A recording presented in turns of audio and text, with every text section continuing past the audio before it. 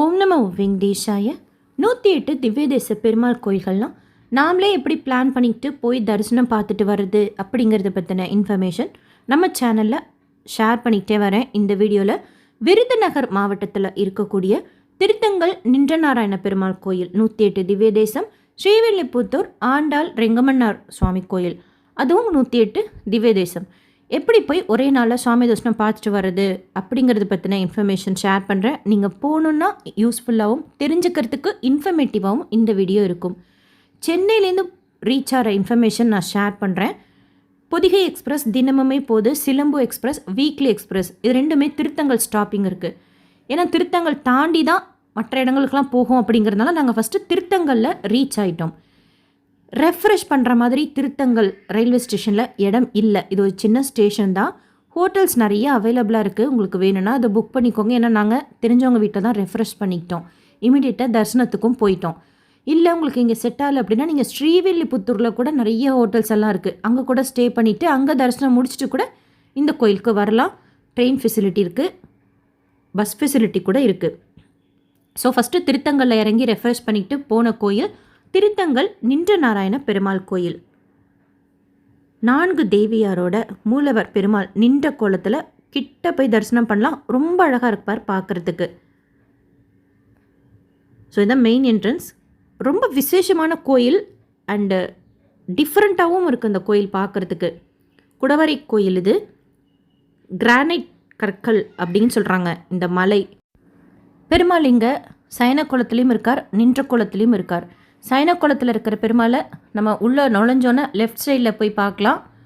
எதிர்த்தாப்பில் பாபவிநாச தீர்த்தமும் இருக்கும். ஆனால் ஃபஸ்ட்டு தாயார் தரிசனம். செங்கமலை தாயார் அவங்களும் நின்ற கோலத்தில் இருப்பாங்க.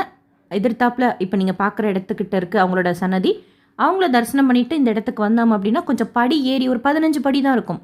மேலே போனோம் அப்படின்னா அங்கே மூலவர் நின்றநாராயண பெருமாள், ஸ்ரீதேவி, பூதேவி, நீலாதேவி, ஜாம்பவதிங்கிற 4வது தாயாரோட, அதாவது அந்த பக்கம் 2 தாயார், இந்த பக்கம் 2 தாயாரோட பெருமாள் நின்ற கோலத்தில் இருப்பார். கிட்ட போய் தரிசனம் பண்ணலாம். ரொம்ப அழகாக இருப்பார் சுவாமிகள்லாம் பார்க்கறதுக்கே.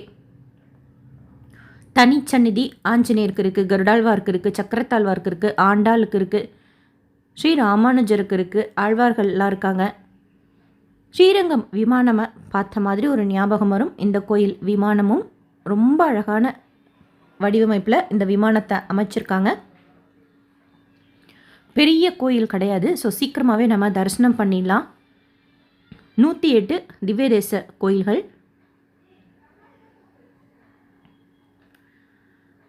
ரொம்ப நல்லா இருந்துச்சு கோயில். ரொம்ப நாளாக எனக்கு ஆசை போகணும்னு சொல்லிட்டு. ஏன்னா இதுதான் கொஞ்சம் மிஸ் ஆகிட்டே இருந்தது. ஸோ பார்த்துட்டோம். இந்த இடங்களில் இருக்கக்கூடிய அந்த பெயிண்டிங்ஸ் எல்லாம் ரொம்ப நல்லாயிருக்கும். ஜாம்பவதியை பெருமாள் இங்கே திருமணம் செய்திருக்கிறதுனால நமக்கு கல்யாணம் ஆகணும் அப்படிங்கிறது வேண்டுதல் ஏதாவது இருந்தால் இங்கே வந்து வேண்டிக்கலாம், நடக்கும் அப்படிங்கிறது ஒரு நம்பிக்கை. ஸோ தாயார் தரிசனம் முடிச்சுட்டு கொஞ்சம் படிகள் ஏறி மூலவர் தரிசனம் பார்த்துட்டு பிரகாரமெல்லாம் சுற்றிட்டு மறுபடியும் கீழே இறங்கி சயனக்கோலத்தில் இருக்க ரெங்கநாத பெருமாளை பார்க்கலாம்.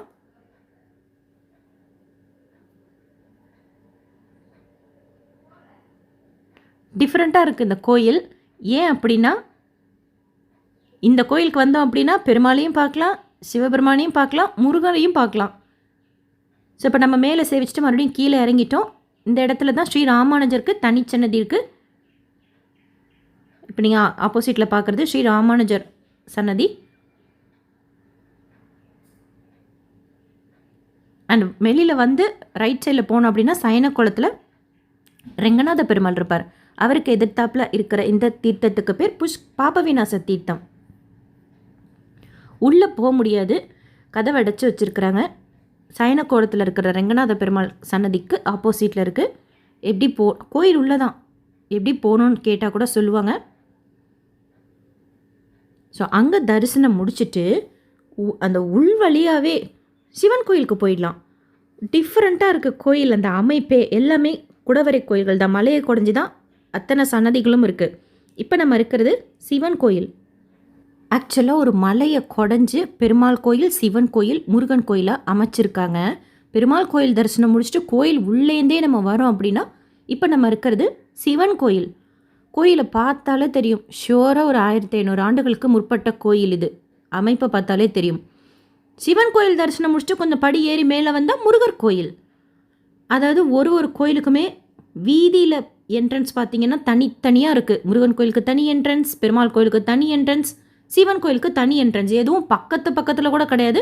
கொஞ்சம் அப்படி மினிமம் டிஸ்டன்ஸில் நடந்து போகக்கூடிய தூரமானால் கோயில் உள்ளே என்டர் ஆகிட்டோன்னு வச்சுக்கோங்க, ஒரு கோயிலேருந்து இன்னொரு கோயிலுக்கு நம்ம அப்படியே உள்வழியாகவே போயிடலாம். ஆனால் என்ட்ரன்ஸ் வழியாக நம்ம போகணும், ரோடு வழியாக போகணும் அப்படின்னா கொஞ்சம் நடக்கணும். பட் உள்ளே நுழைஞ்சிட்டோம் அப்படின்னா 3 கோயிலுக்கும் அட் அ ஸ்ட்ரெச் நம்ம தரிசனம் பார்த்துடலாம். மேலே இருக்கக்கூடியது, மேலேன்னா ரொம்ப மேலே கிடையாது, ஒரு 20 படிகளுக்கு மேலே இருக்கிறது முருகர் கோயில். அதுக்கடுத்தது சிவன் கோயில், அதற்கு அடுத்தது பெருமாள் கோயில். அமைப்பே ரொம்ப சூப்பராக இருக்குமா. முருகர் கோயிலுக்கு வந்துட்டா அப்படின்னா முருகர் கோயில் விமானம் பார்க்கலாம், சிவன் கோயில் விமானம் பார்க்கலாம், பெருமாள் கோயில் விமானம் பார்க்கலாம் சேம் டைம்லேயே. ரொம்ப அழகாக இருக்குது பார்க்குறதுக்கு. இது சிவன் கோயில் என்ட்ரன்ஸ். இப்போ இங்கே இருக்கிற சிவன் கோயில் என்ட்ரன்ஸ் முடிச்சுட்டு லெஃப்ட் சைடாக போகிறோம் நமக்கு அப்படின்னா அந்த சைடு பெருமாள் கோயில் என்ட்ரன்ஸ் வந்துடும். கொஞ்சம் நடந்து போகக்கூடிய தூரத்தில் இருக்கும். ஆனால் உள்ளே போயிட்டு அப்படியே நம்ம வந்துடலாம். கிட்ட ஹோட்டல் இருக்குது. சிவன் கோயிலுக்கு போகிற என்ட்ரன்ஸுக்கு லெஃப்ட் சைடாக வந்தோம் அப்படின்னா இங்கே இருக்கிற இந்த ஹோட்டலில் நம்ம சாப்பிட்டுக்கலாம். இங்கே டிஃப்ரெண்ட்டாக வெந்தயக்களி சேல்ஸ் பண்ணாங்க, நல்லா இருந்துச்சு. அதாவது கசப்பும் இருக்குது, உளுந்தங்களி சாப்பிட்ட மாதிரியும் இருக்குது, அந்த நெய்யோடு சேர்த்து சூப்பராக இருந்துச்சு. அங்கே சாப்பிட்டுட்டு இது திருத்தங்கல் ரயில்வே ஸ்டேஷன். ஆட்டோ பிடிச்சிட்டு இங்கே வந்துட்டோம்.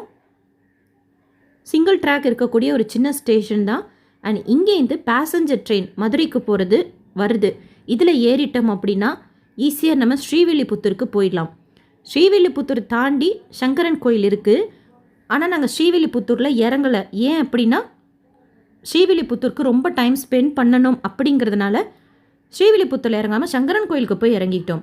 நீங்கள் அடுத்து பார்க்கக்கூடிய திவ்ய தேசம் எடுத்துக்கிட்டால் ஸ்ரீவில்லிபுத்தூரே உங்களுக்கு கிட்ட வந்துடும். பட் நாங்கள் ஈவினிங் போய்க்கலாம் அப்படின்னு சொல்லிட்டு இப்போ நம்ம இருக்கிறது சங்கரன் கோயில். சங்கரன் கோயில் திவ்ய தேசம் கிடையாது, ஆனால் சிவன் கோயிலும் பெருமாள் கோயிலும் சேர்ந்து இருக்கிற ஒரு கோயில். ரயில்வே ஸ்டேஷன் இது. இங்கேருந்து ஷேர் ஆட்டோ 20 ரூபா கேட்குறாங்க, நம்ம கோயில்கிட்ட கொண்டு போய் விட்டுடுறாங்க. சங்கரன் கோயிலும் ரொம்ப பழமை வாய்ந்த கோயில். ஆடித்த பஸ்ஸு ரொம்ப விசேஷம். ஆல்ரெடி டீட்டெயிலாக வீடியோ ஷேர் பண்ணியிருக்கேன் சங்கரன் கோயில் பற்றி. லக்கேஜ் கொடுத்துக்கலாம், கவுண்டர் வச்சுருக்கிறாங்க. பட் 12 மணிக்கு நட சாத்திட்டாங்க அப்படின்னா அதுக்கப்புறமா நம்ம எடுக்க முடியாது அப்படின்னாங்க. ஸோ சீக்கிரமாக நம்ம தரிசனம் பார்த்துட்டு வந்துடணும். நீங்கள் 2 சாய்ஸாக பண்ணிக்கலாம். திவ்ய தேசம் மட்டும்தான் பார்க்கணும் அப்படின்னா திருத்தங்கலை முடிச்சுட்டு இப்போ நான் வந்த ட்ரெயினில் ஏறினீங்க, பேசஞ்சர் ட்ரெயினில் ஏறினீங்கன்னா ஸ்ரீவில்லிபுத்தூர் கிட்ட தான். டைமும் உங்களுக்கு இருக்கும் நட சாத்துறதுக்குள்ளார தரிசனம் பண்ணுறதுக்கு. பட் நாங்கள் அங்கே அப்புறமா போய்க்கலாம் அப்படின்னு சொல்லிட்டு அதுக்கு அடுத்த ஸ்டாப்பிங் வரும். இது சங்கரன் கோயில். இங்கே வந்துட்டோம். பழமை வாய்ந்த பெரிய சிவன் கோயில். இங்கேயுமே சிவனுக்கு தனி சன்னதி, பெருமாளுக்கு தனி சன்னதி. அந்த பெருமாளுக்கு தனி சன்னதியில் கூட சிவனோட சேர்ந்து இருப்பார் பெருமாள். தாயாருக்கு கோமதி அம்மன் தனிச்சன்னதி. பெரிய கோயில். டீட்டெயிலாக வீடியோ ஷேர் பண்ணியிருக்கேங்கிறதுனால ஷார்ட்டாக இன்ஃபர்மேஷன் சொல்லிக்கிறேன்.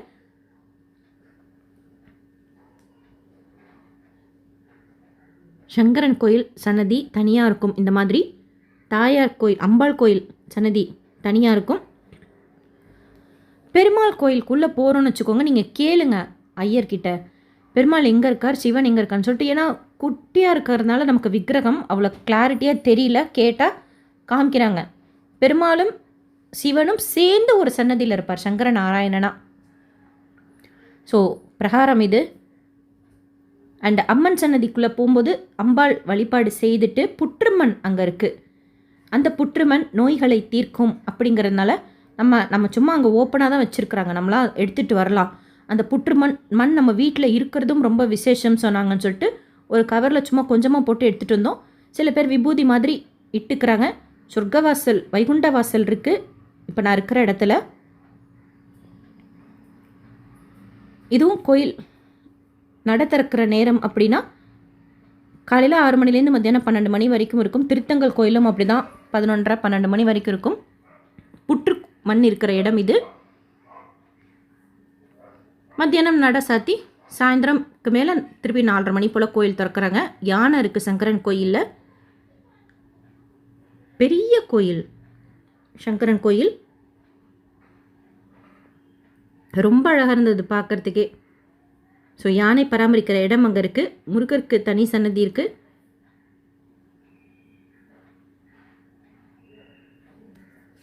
அண்ட் இங்கே சிவனுக்கு பின்னாடி நரசிம்மர் இருக்கார் டிஃப்ரெண்ட்டாக. லிங்கோத்பவர் இருப்பாங்க, சில கோயிலில் பெருமாள் இருப்பார். ஆனால் இங்கே சிவன் சன்னதிக்கு பின்னாடி நரசிம்மர் இருப்பார். ஆக்சுவலாக சீக்கிரமாகவே எங்களுக்கு தரிசனம் இங்கே முடிச்சிட்டதுனால நம்ம ட்ரெயின்லேயே போகலாம். அடுத்த பேசஞ்சர் ட்ரெயின் கூட இருக்குது ஸ்ரீவில்லிபுத்தூர் போகிறதுக்கு. சரி, அவ்வளோ நேரம் அந்த ட்ரெயின் வர நேரத்துக்கு பஸ்ஸை பிடிச்சா ஈஸியாக ஸ்ரீவில்லிபுத்தூருக்கே நம்ம போய் ரீச் ஆகிடலாம் அப்படின்னு சொல்லிட்டு ஸ்ரீவில்லிபுத்தூருக்கு பஸ்ஸில் போனோம். ஒரு 1 hour இருக்கும் ஜேர்னி, சங்கரன் கோயிலேருந்து ஸ்ரீவில்லிபுத்தூர் நினைக்கிறேன். அதாவது ஜேர்னி டைம். மத்தியானம் போல் இங்கே ரீச் ஆகிற மாதிரி பிளான் பண்ணிவிட்டு ஸ்ரீவில்லிபுத்தூரில் இறங்கிட்டோம். கதிரவன் மெஸ்ஸிங்க சாப்பாடு நல்லாயிருக்கும் அப்படின்னு சொன்னதுனால பார்சல் வாங்கிட்டு ஸ்ரீவில்லிபுத்தூருக்கு போகலை. ஸ்ரீவில்லிபுத்தூர்கிட்ட இப்போ நம்ம இருக்கிற கோயில் திருவண்ணாமலை ஸ்ரீனிவாச பெருமாள் கோயில். ஸ்ரீவில்லிபுத்தூர்லேருந்து இந்த கோயிலுக்கு வரத்துக்கு ஆட்டோனா அப் அண்ட் டவுன் 300 rupees கேட்குறாங்க. மினி பஸ் ஃபெசிலிட்டியும் இருக்குது. ஸோ பஸ்ஸுக்கு வெயிட் பண்ணால் டைம் ஆகுமே அப்படின்னு சொல்லிட்டு நாங்கள் ஆட்டோவில் வந்துக்கிட்டோம். அதாவது ஆட்டோவில் விட்டுட்டு போயிடுவாங்க, மறுபடியும் நம்ம இறங்கின பிறகு கூப்பிட்டா வந்து அழைச்சிட்டு போகிறாங்க. ஸோ இது திருவண்ணாமலை, அதாவது திருவண்ணாமலைனா ஸ்ரீவில்லிபுத்தூரில் இருக்கக்கூடிய திருவண்ணாமலை ஸ்ரீனிவாச பெருமாள் கோயில். திருப்பதியில் பெருமாளை எப்படி பார்ப்போமோ, அதாவது அந்த அமைப்பு அப்படியே இருப்பார் பெருமாள். இங்கே கிட்ட போய் நம்ம தரிசனம் பண்ணலாம். அழகான சூழ்நிலையில் ஓரளவுக்கு ஒரு 400 படிகள் இருக்கலாம். ஈஸியாக ஏறுற மாதிரி தான் இருக்கும். இப்போ நீங்கள் பார்க்குற படிகள்.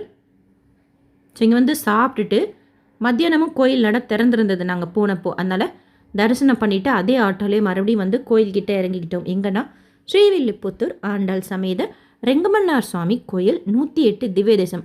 ஒரு சிலர் என்ன சொல்கிறாங்கன்னா, இப்போ சில ஊர்கள்லாம் திவ்யதேசம் 2 கோயில் சேர்ந்த மாதிரி இருக்கும். தஞ்சாவூரில் பார்த்திங்கன்னா 3 கோயில் சேர்ந்து பார்த்தா தான் ஒரு தஞ்சாவூர் திவ்யதேசத்தை கம்ப்ளீட் பண்ண மாதிரி இருக்கும். அந்த 3 கோயிலும் சேர்ந்து ஒரு திவ்யதேசமாக இருக்கும். நீங்கள் தஞ்சாவூர் விலாகில் பார்த்தீங்கன்னா தெரியும். அந்த மாதிரி ஒரு சிலர் என்ன சொல்கிறாங்கன்னா, ஸ்ரீவில்லிபுத்தூரும் திருவண்ணாமலை ஸ்ரீனிவாச பெருமாளையும் சேர்ந்து தரிசனம் பண்ணாதான் அந்த 108 திவ்யதேசம் கம்ப்ளீட் ஆகும் அப்படிங்கிறாங்க. ஏன்னா ஸ்ரீவில்லிபுத்தூர் உள் பிரகாரத்தில் திருவண்ணாமலை ஸ்ரீனிவாச பெருமாளோட உற்சவமூர்த்தி இருக்கார். ஸ்ரீவில்லிபுத்தூர் கோயில் பற்றின ரொம்ப டீட்டெயிலான இன்ஃபர்மேஷன் ஆல்ரெடி தனி வீடியோவை ஷேர் பண்ணியிருக்கேன். 108 திவ்யதேசம் ரொம்ப விசேஷமான அழகான கோயில். ஆண்டாள் ரெங்கமனாருக்கு தனிச்சன்னதி, வடபத்திர சாய்க்கு தனிச்சன்னதி, நிறைய இன்ஃபர்மேஷன் ஸ்ரீவில்லிபுத்தூர் கோயில் பற்றி அந்த வீடியோவில் ஷேர் பண்ணியிருக்கேன். அந்த வீடியோவோட லிங்க் இந்த வீடியோ கமெண்ட் செக்ஷனில் டேக் பண்ணுறேன், செக் பண்ணிக்கோங்க. அவ்வளோதான், தரிசனம் முடிச்சு ஒரு 7:30 இருக்கும் பொதிகை எக்ஸ்பிரஸ். அதை பிடிச்சிட்டு நாங்கள் சென்னைக்கு வந்துட்டோம். ஸோ ஒரே நாளில் 4 முக்கியமான கோயில்கள், அதில் 2 108 திவ்யதேச பெருமாள் கோயில்கள் விருதுநகர் மாவட்டத்தில் இருக்குது. சங்கரன் கோயில் மட்டும் தென்காசி மாவட்டத்தில் வரும்னு நினைக்கிறேன். ஸோ இந்த வீடியோ உங்களுக்கு இன்ஃபர்மேட்டிவாக இருக்கும்னு நினைக்கிறேன். தேங்க்யூ.